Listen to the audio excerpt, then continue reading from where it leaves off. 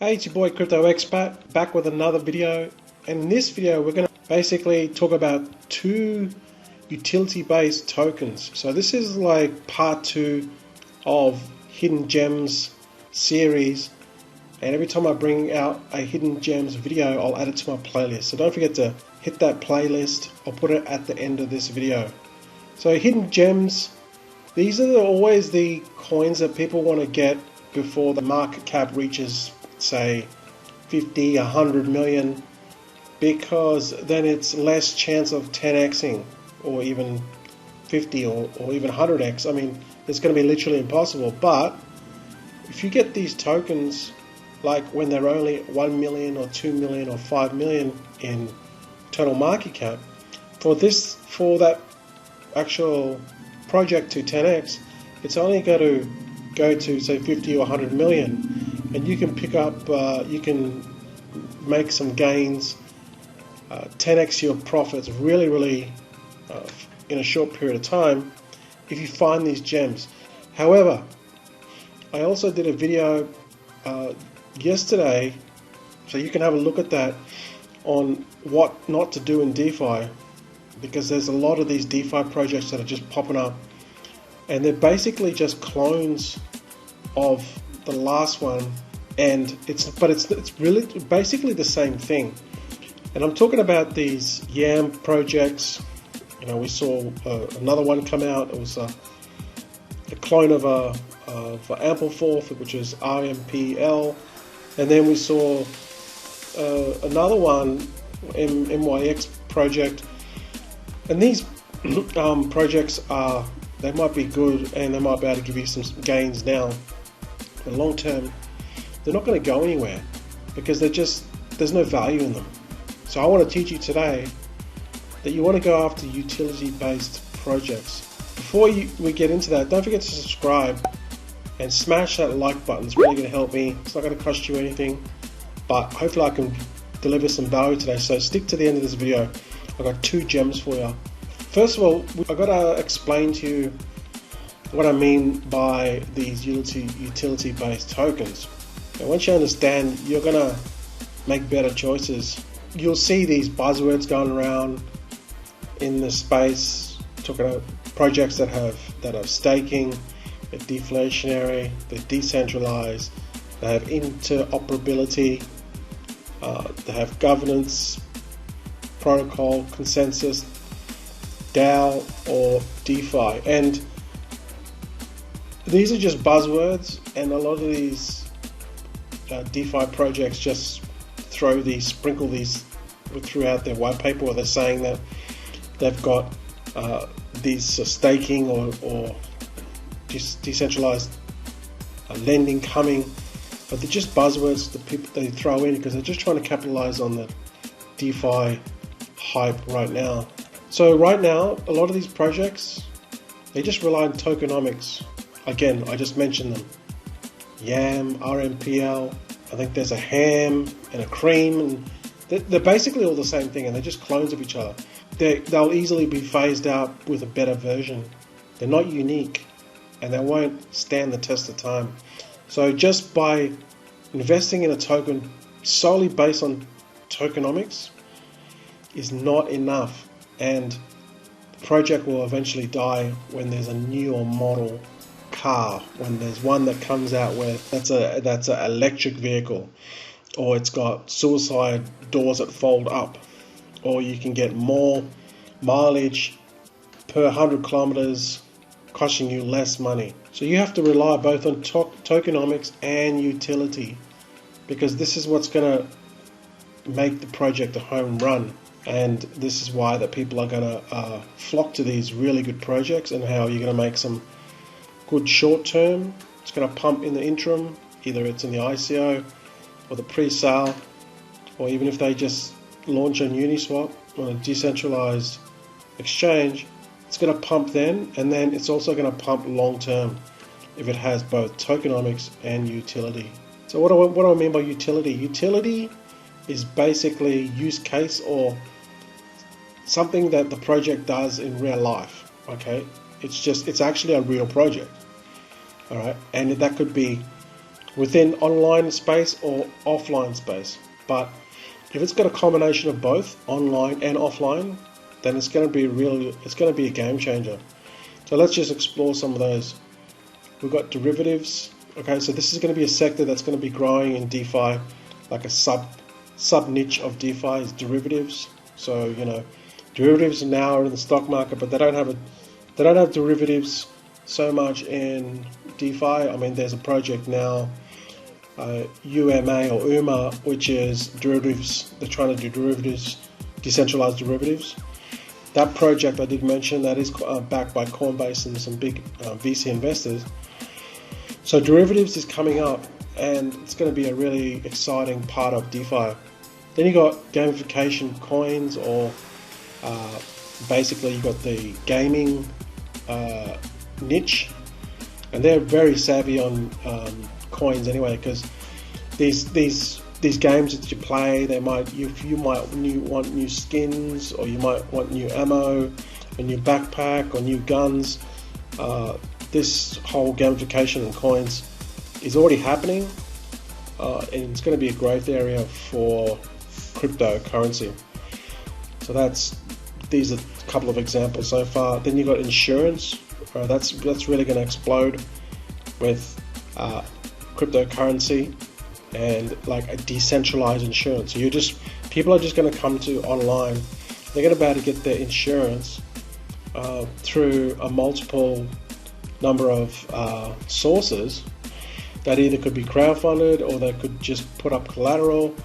There's going to be no middleman, and this could all be done basically through like oracles that pull this data from insurance providers, and then it just goes directly to the person through a policy without all the paperwork and red tape.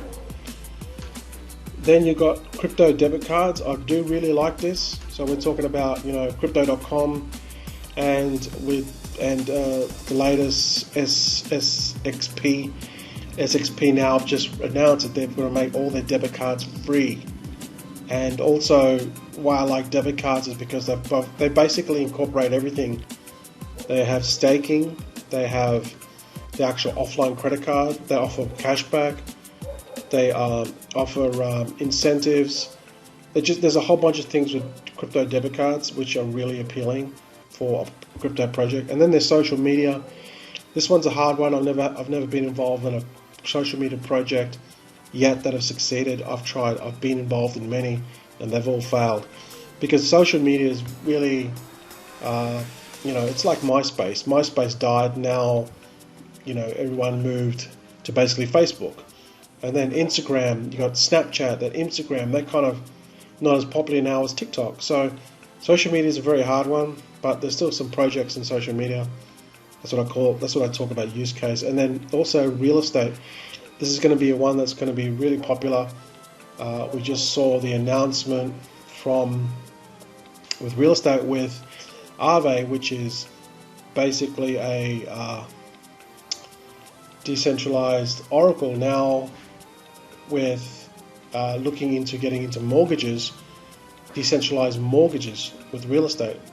So these are just some of the growth areas with use case that you should be looking for. So let's get into the first of two coins. This one here is a really good project. I reckon it's just a total sleeper. It's called Terra, or Luna is the ticker, and this one's ranked at 67 on CoinMarketCap. It's got a supply of just under 1 billion, and the price right now is just over 50 cents. So with this project, the reason why I like it is because it's a real use case project. Okay, it's a real use case project. It's just not a website slapped together with a bit of code that they forked. Terra, transact freely. Our mission is to free people from the hidden fees embedded into everyday payments. We strip away these insufficiencies by harnessing the power of blockchain technology. The world's largest blockchain payment network, low transaction fees, instant settlement, and ongoing discounts. These are powered by a stablecoin. Terra's payment network is supported by a family of stablecoins. which are price stable digital currencies pegged on the world's major currencies. Stabilized by Luna, a network of stablecoins are backed by Luna and staking token that powers Terra's delegated proof-of-stake blockchain. So, and then there's a new way to pay, Meet Chai, a payment gateway reimagined on the Terra blockchain, offering merchants and users low fees and greater benefits. So this actual payment gateway, already got millions of users, and it's pretty big in Asia. All right, so you can download it here. It's got 1.8 million users. It's done 250 million transactions and an annual of 1.2 billion. So this is basically, like I said, it's basically in Asia right now. And Asia is a big growth sector for digital currencies and blockchain. So this is huge in Asia. Goes more about how you can join the network, and this is just some of the documentation on it. You can have a read through all this. Terra is their answer. So basically what they're doing is, so these are some of the big e-commerce companies that are already using it. So there's quite a lot of volume going through Terra as well already. So it's not a flyby or anything, it's actually fully going. There's a team. So basically what they're trying to do is they're trying to basically get people to use this network, this payment system, instead of the other payment systems because of the actual cost of transaction, and there's no fees. So Terra is a comprehensive end-to-end payment solution tailored for growing Asian e-commerce market. So you got the payment, stablecoin, and the blockchain. And Terra has unfair advantage over other payment players because it can provide ongoing discounts on every transaction. And this is basically Terra's discount model is made possible by unique token economics of its underlying digital currency. So the Terra transaction volume increases, Terra issues more money supply, and Terra transaction volume decreases when Terra buys back and burns excess money supply. So this is how they're able to keep the ecosystem, keep the coin stable, and also be able to give away those discounts. They have extensive documentation on exactly how it kind of all works. The applications. They also have, you can run validator nodes, and you can also stake it as well. And there's a whole bunch. There's actually a lot of documentation within these Terra docs you can have a look at. Smart contracts are still on the way. They haven't developed some smart contracts as of yet because they're basically a stablecoin payment processing facility at the moment. But there's staking, and this is a validator guide. As they delve more into DeFi, that's when the project will expand, in my opinion. If you go have a look at their Twitter, you can have a look at basically their posts and how many people are following them. 10,000 people following them. And funnily enough, they just got listed on Binance as well. So that's really going to pick up the volume every 24 hours. This is really going to increase. So again, this is I think it's just a hidden gem right now. Even though, the market cap is 200 million, and this has grown substantially. Obviously, if you would have got it back here, you only would have paid 12 cents in March. Obviously, you would have already 4x your money there. These projects, these really good ones, people always find them and invest in them. So that's why you got to find these low cap utility tokens, use case tokens. They're a dime a dozen. There are out there as well. So I want to give raps to Coin Bureau. I found this one through Coin Bureau. I'll put his link to his channel below. And this is the DMM governance, or DMG. Again, this one's about 50 million market cap, but it's only like 250 million total supply. and it's only $1.22. I think this one is another hidden gem, simply because it's a use case. Okay, there's actual utility behind this. So what is DMM? DMM is basically a DeFi money market backed by real world income generating assets viewable on the blockchain. So you can earn about 6.25 on Ether, DAI, and USDC. So basically, when you lock up your DMM or DMG, they peg it against stable coins. They're gonna take those assets, and then they're gonna actually go out there and purchase these assets, and then you're going to get like a interest back on your staking. So that's how they're able to produce this income. So earn consistent income. Unlike most loans, DMM assets don't fluctuate in the interest rate they pay, helping you find stability in the volatile world of crypto.